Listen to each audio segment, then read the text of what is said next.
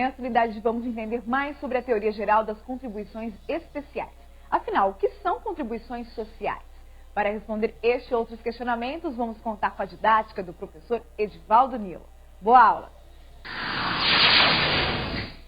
Vamos nessa, nossa parte 4 da teoria geral das contribuições especiais. Então, continuando, vejamos agora uma questão também do CESP no concurso da AGU, Advocacia Geral da União. Vejamos, caso a União deseje criar uma CID sobre a comercialização do milho, a Constituição Federal faculta-lhe estabelecer uma alíquota fixa por saca de milho, independentemente do valor do qual se efetivem as operações.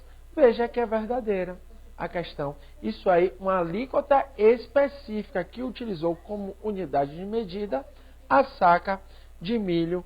É possível, a Constituição possibilita essa faculdade. Por que possibilita? Porque a alíquota pode ser ad valorem ou específica. Nesse caso aqui é específica. Sempre lembrando, como aconteceu na questão anterior, se há na questão um sinal de obrigação de um determinado tipo de alíquota somente, o enunciado é incorreto.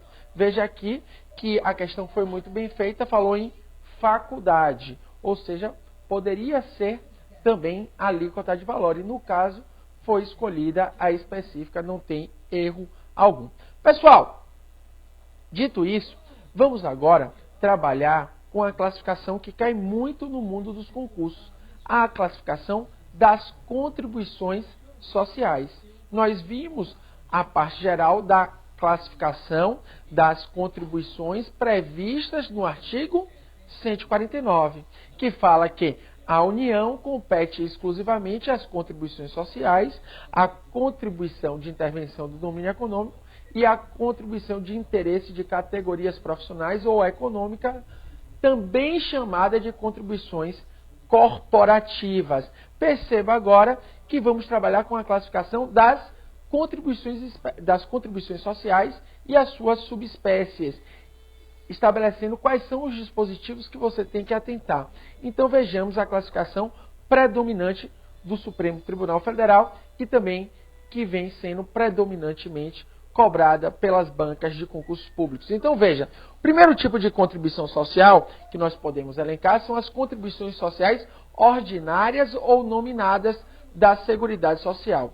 Perceba que as contribuições sociais ordinárias ou nominadas da Seguridade Social são aquelas que já estão expressas no texto constitucional. Artigo 195, 1 a 4, bem como o artigo 239 da Constituição. Veja que são apenas estas que são exceções à anterioridade anual.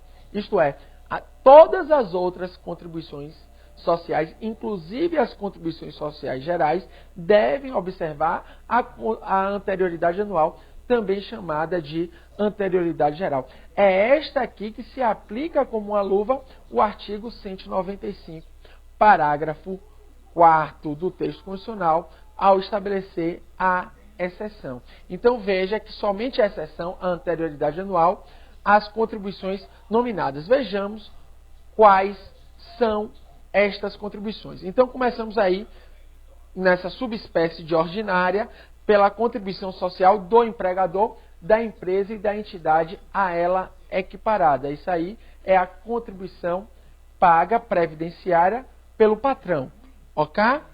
Vejamos. Temos aí a contribuição social do trabalhador e demais segurados da Previdência Social. Veja que pode ser, inclusive, as contribuições aí previdenciárias facultativas. Voltando aqui, você percebe que a Constituição vai em determinado momento chamar sua atenção quando estudarmos os 13 parágrafos do artigo 195 da Constituição, e você tem que ficar atento à contribuição previdenciária do empregador da empresa ou entidade a ela equiparada. Você vai verificar que há uma tendência do sistema tributário nacional de minimizar esse tipo de cobrança e transferir para a cobrança não na folha de salário, mas sim a incidência na receita ou no faturamento. Isso aí é uma tendência que o Sistema Tributário Nacional está fazendo gradualmente, e há dispositivos constitucionais nesse sentido. Então preste atenção nessa 1A que é importante. Aí vem 1B, contribuição social do trabalhador e dos demais segurados, aqueles, por exemplo, que podem contribuir facultativamente. Lembre que nesse caso também é tributo. Vejamos aí a famosa contribuição sobre receita de concursos de prognóstico. Claro que são os concursos de prognósticos legalizados, que são aqueles da Caixa Econômica Federal, como a Mega Sena, por exemplo, incide aí contribuição social.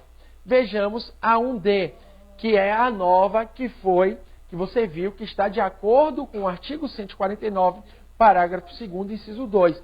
Vejamos, contribuição social do importador de bens ou serviços do exterior ou de quem a lei a ela equiparar. Isto é, foi criado a partir desse dispositivo a COFINS importação e a contribuição para o PIS/PASEP importação. Ademais, temos aí a contribuição social para os programas de integração social e de formação do patrimônio do servidor público, o famoso PIS/PASEP. Mas perceba que essa aqui não se refere a incidente sobre a importação de produtos ou serviços, e sim a incidente dentro do âmbito nacional. Você vai ver comigo que são hipóteses de incidência diferentes, a da contribuição para o PIS/PASEP e a da contribuição para o PIS/PASEP importação. E o mundo dos concursos tem diferenciado isto aí para que você preste atenção para não errar no dia da prova. Então veja, uma coisa é a contribuição para o PIS/PASEP, outra coisa é a contribuição para o PIS/PASEP importação. Uma coisa é a COFINS, outra coisa totalmente diferente é a COFINS importação. São fatos geradores em abstrato diferentes, ok? Vejamos aí o segundo tipo de contribuição, não mais nominada, não mais ordinária, que é a contribuição da Seguridade Social residual. Essa contribuição, ela deve vir a observar também o artigo 154, inciso 1 da Constituição. Isto é, tem que ser por lei complementar e não pode ter fato gerador ou base de cálculo próprio de outras contribuições sociais. Isto é, não pode ter fato gerador ou base de cálculo das contribuições ordinárias que já estão previstas no texto constitucional. Pode ter fato gerador ou base de cálculo de imposto? Pode. E isso cai muito em prova. Desde que este imposto não tenha o mesmo fato gerador ou base de cálculo de uma contribuição ordinária da Seguridade Social. Isso é importante. A interpretação do STF na contribuição residual é que elas não podem ter fato gerador ou base de cálculo de outras contribuições já previstas, ou seja, elas podem ter de impostos. Da mesma forma, quando você vai trabalhar com os impostos residuais, eles não podem ter fato gerador ou base de cálculo de outros impostos já previstos no texto constitucional, tal como, por exemplo, o imposto de importação, o imposto de exportação, o imposto de renda, o IPI, o IOF, o ITR, o imposto sobre grandes fortunas. Agora, os impostos residuais podem ter base de cálculo ou fato gerador de outras contribuições. Então, perceba a diferença. Quando for imposto residual, não pode ter fato gerador ou base de cálculo de outro imposto ordinário já previsto. Quando for contribuição residual, não pode ter fato gerador ou base de cálculo de outra contribuição. Pode ter de imposto. Agora você tem que verificar qual é o imposto. Porque existem impostos que têm fato gerador ou base de cálculo de contribuição. Ok? Preste muita atenção nisso. Então veja a contribuição aí residual, também chamada de nominada. Veja que ela deve observar também o princípio da não cumulatividade. Veja que ela deve atender à anterioridade anual e também ao princípio da carência tributária, que é a anterioridade nonagesimal. Veja aí também, por outro lado, o terceiro tipo de contribuição, que são as contribuições sociais gerais. Estão previstas aí no artigo 212, parágrafo 5º, no artigo 240 e no artigo 62 do ato das disposições constitucionais transitórias. Qual é o exemplo, Nilo? Exemplo de contribuição social geral, contribuição para o SESC, para o SENAI. Esses tipos de contribuições devem vir a observar tanto a anterioridade anual como nonagesimal.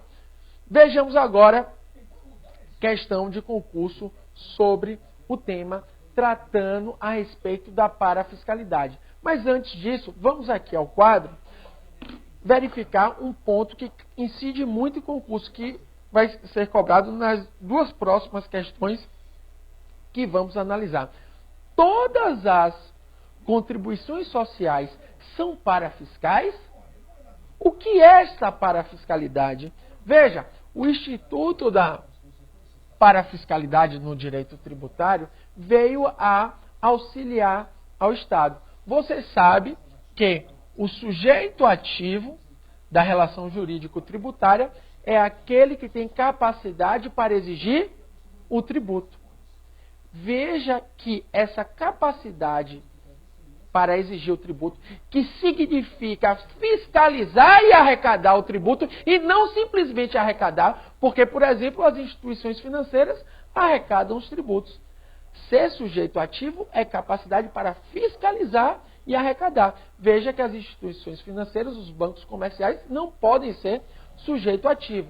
Então perceba que esta parafiscalidade ocorre quando há a delegação desta capacidade tributária ativa.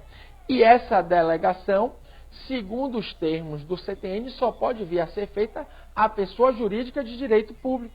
Por exemplo, uma autarquia federal ou, por exemplo, uma fundação pública de direito público, também chamada de fundação autárquica.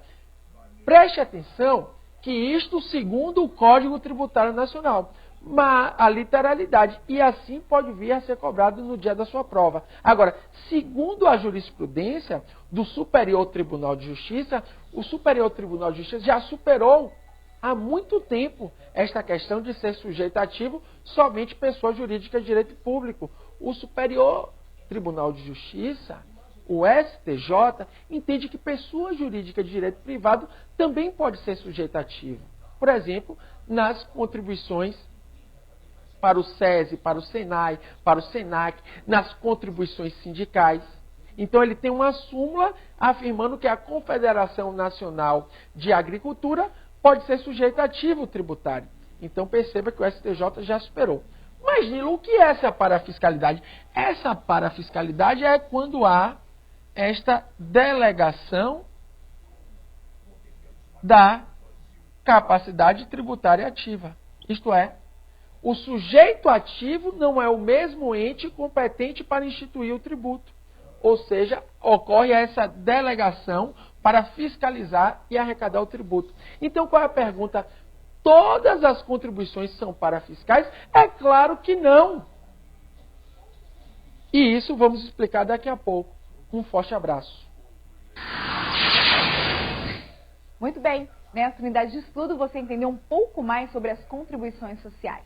Vamos ainda prosseguir com o estudo de direito tributário. Por isso, revise esta aula para não passar nenhuma dúvida e continue acompanhando as demais unidades para aprofundar o estudo. Até lá!